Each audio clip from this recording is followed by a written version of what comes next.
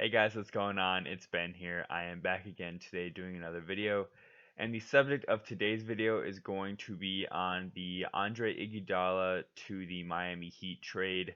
I'm really going to be focusing more on the Heat's side of this deal rather than the Grizzlies. I think the Grizzlies side is a bit less interesting and a bit more straightforward. So I'll probably spend, 2 minutes on the Grizzlies and then maybe like 5 minutes on the Heat side of things. But let me first review the trade. It was basically a three-team deal.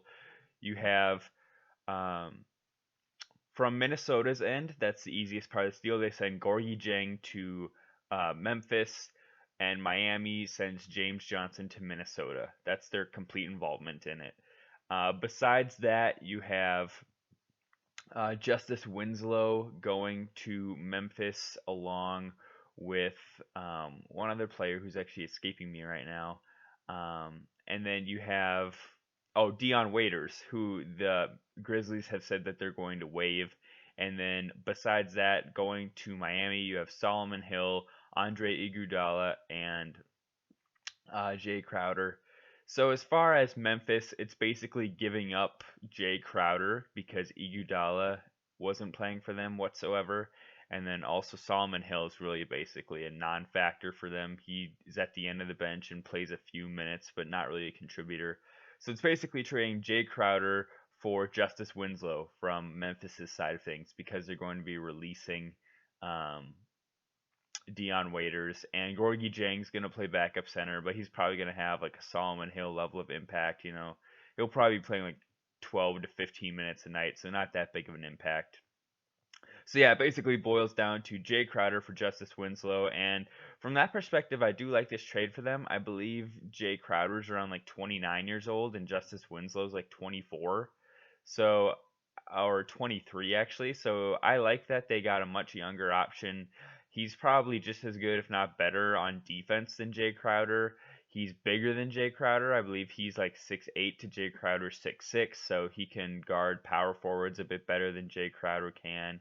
He is faster than Jae Crowder, so he's more athletic. Um, he's a better ball handler. He can play some point guard. He can run the offense when maybe like Ja Morant is out of the game. And he's been injured a lot this year, but I think next year he'd be healthy and ready to go and contributing to this team. And basically, after this trade, you're looking at a starting lineup of something like John Morant, Dillon Brooks, probably then Justice at the three, at the four, Jackson, and at the five, Valanciunas, with a bench of Gorgie Jang, Tyus Jones. Um, trying to think of some of the other guys they got on that bench, but that's the main core, the main starting lineup right there. And basically, so yeah, they got a bit younger, more athletic, and a guy who can defend better, and basically another backup point guard potentially in Justise Winslow, because he can fill in if they take Morant out of the game and they want to stay big and have him play the point guard.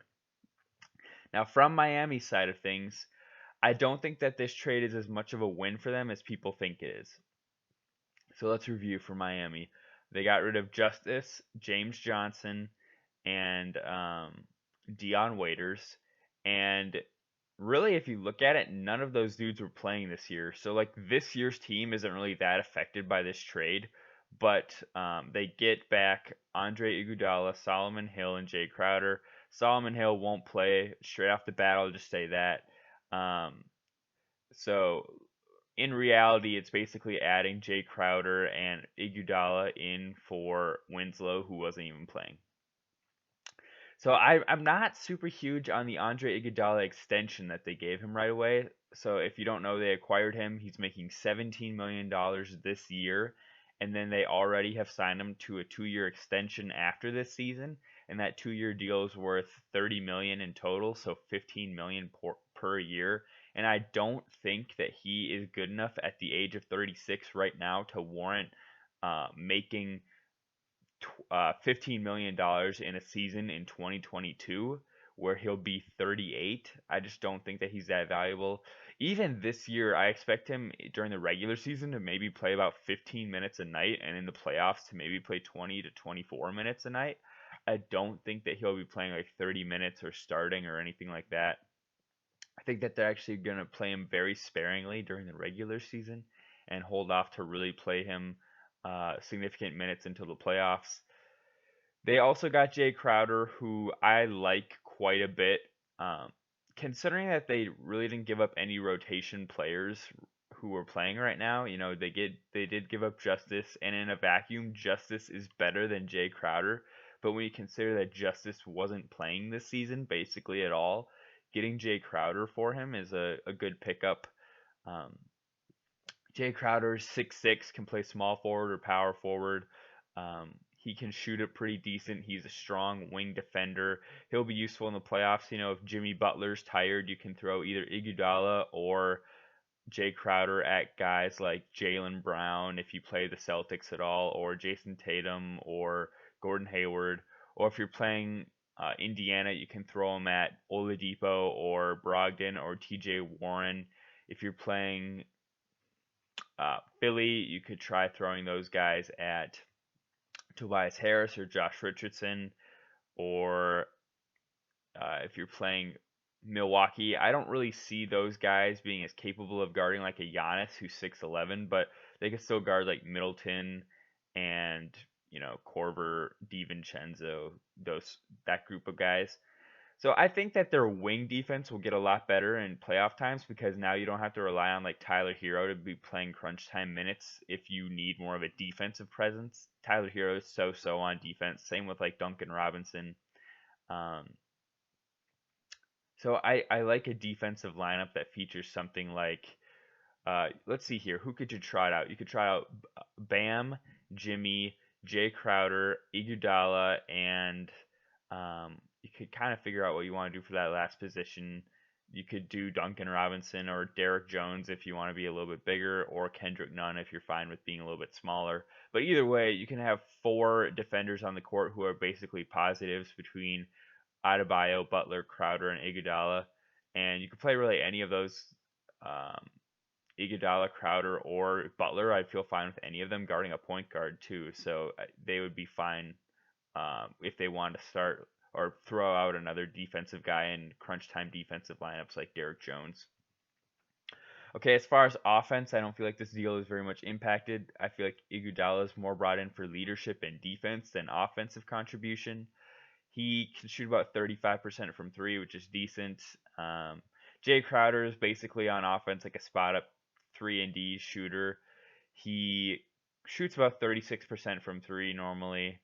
This season, I'm not exactly sure what his percentage is, but it's around there in his career average 35-36%. The thing that I don't think this trade did for Miami that people are saying it did is it messed up the Gallinari trade. And how did it mess up that trade? Is it messed it up by giving Iguodala this extension that really was unwarranted.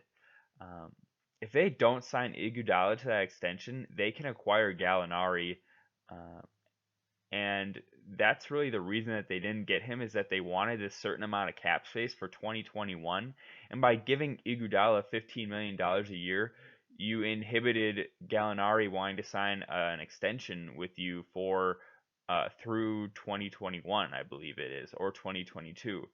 And so they basically said, we choose Iguodala over Gallinari for the next 2 seasons by signing Iguodala to the extension. And I think that Gallinari could have been way more impactful to this team over the next 2 years than Iguodala. Does Iguodala add some does he add some leadership capability, some experience? Yes, but like actual on the court production and contribution, I think Gallinari would be way more impactful. He's averaging 19 points a game this year, shooting like 44% from 3, and I think that would have been really valuable to this team. You potentially could have trotted out a lineup of Adebayo, Butler, Gallinari, and then whoever you want at the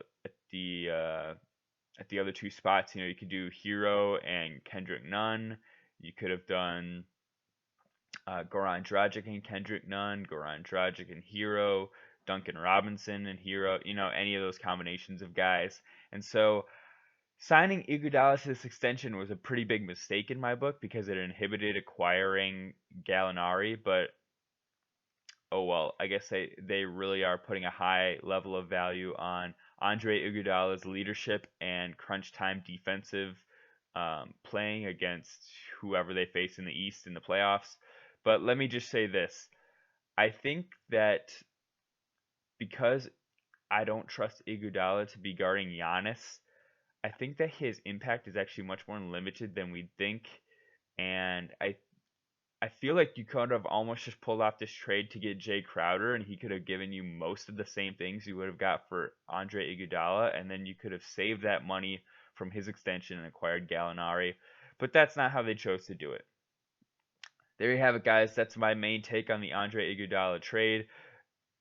It's a net positive for both teams involved. Memphis got younger and a key rotation player in Winslow. And then as far as Miami, they got veteran leadership and some defensive boost in Iguodala and Crowder. But they ultimately overpaid for Iguodala when they could have gotten Gallinari as well. There you have it, guys. Hope you enjoyed the video and have a good day. Bye.